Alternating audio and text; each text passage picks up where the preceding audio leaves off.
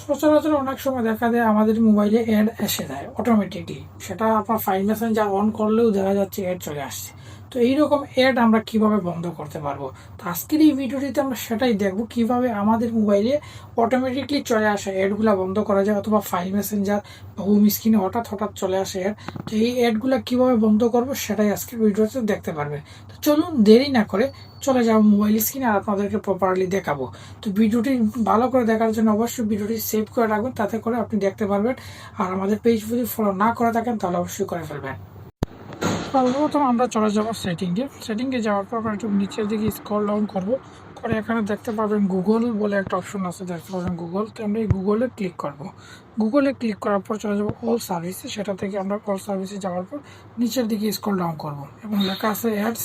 তো আমরা এই অ্যাডসে ক্লিক করব। তারপর দেখতে পাবেন রিচার্জ অ্যাডভার্টাইজার আইডি এবং হচ্ছে ডিলেট অ্যাডভার্টাইজার আইডি।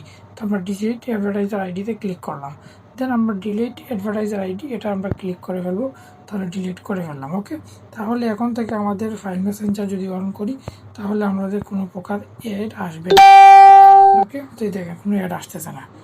ওকে, তো আশা করি বুঝতে পারছেন। যদি আপনি আমাদের পেজে নতুন হয়ে থাকেন তাহলে অবশ্যই পেজটি ফলো করতে ভুলবেন না।